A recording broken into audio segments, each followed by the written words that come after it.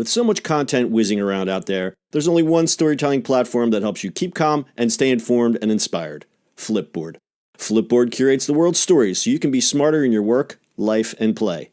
Choose from thousands of topics to personalize Flipboard and get the latest stories from the best publishers and experts delivered to you 24/7. When you see stories you want to save or share, tap the plus button to add them to private or public collections. It's that simple. Used by millions of people every day, Flipboard is how people move themselves and the world forward. Get started now at flipboard.com. It's the E-commerce Minute, your daily dose of e-commerce, tech, and retail news, with your hosts Bart Mraz and John Suter. The E-commerce Minute is a production of Sumo Heavy, a digital commerce consulting firm in Brooklyn, New York, and Philadelphia. Find us on the web at sumoheavy.com. It's E-commerce Minute, episode 219. In today's episode, Walmart buys 77% of Flipkart for $16 billion. $16 billion with a B. Walmart has outbid Amazon for a $16 billion stake in India's e-commerce giant Flipkart. Flipkart's board has approved the deal to sell a 77% stake of the company to Walmart. Flipkart, India's biggest online store, was founded by two former Amazon employees in 2007, Sachin Bansal and Binny Bansal, who are unrelated. Flipkart is a dominant player in the Indian e-commerce market, going head-to-head with Amazon, but has struggled to make a profit. The battle for one of India's highest-valued startups at $20 billion began a year ago when both Walmart and Amazon expressed interest in the company. The purchase gives Walmart inroads to the enormous Indian market, which it has been trying to access for years. Local regulations restrict Walmart from operating wholesale outlets in that country. It also increases Walmart's presence overseas and helps it build its reputation as an online retailer.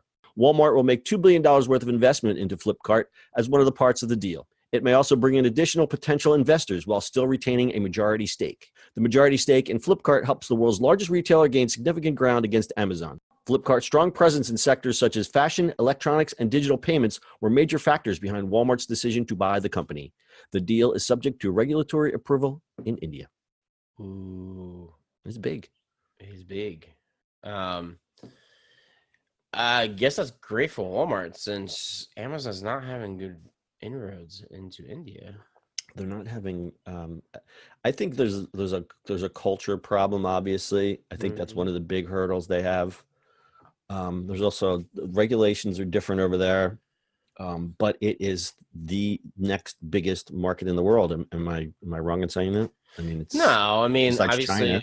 Yeah. Well, China's a whole other nut to crack, and that has Alibaba. That's a big boy there. So, Flipkart's supposed to be the India side of it, and I guess that's they're trying for it. Amazon is still trying to make inroads. I don't know. It's kind of like who wins this game. Like we're watching who tries to win the game here in the States, but who wins the game there, right? It's a bigger market than here. Yeah, because I think now we're talking about not that the U.S. e-commerce market is done, but we already know who's the big players. It's Amazon, then Walmart, and then whoever else is behind them. So Walmart now is, they as we've been saying for the past year, they've been playing catch up. As their online presence was kind of like the second tier thing, and now they woke up and said, we got to get into e-commerce a little bit better. So now they're fighting Amazon on all the other fronts. There was one estimate in here: online shopping in India will grow 36% per year over the next 5 years. So that's 4 times faster than the country's traditional retail market. And you're talking about sheer number of people over there, and you have to realize that India was a little bit further behind than obviously the US and anyone else because they got cell phones later. The technology got there a little bit later, but they caught up so fast. That has to do with, everybody sort of in countries like that, they just straightly jumped to the cell phone side instead of going through this process. They went straight to mobile.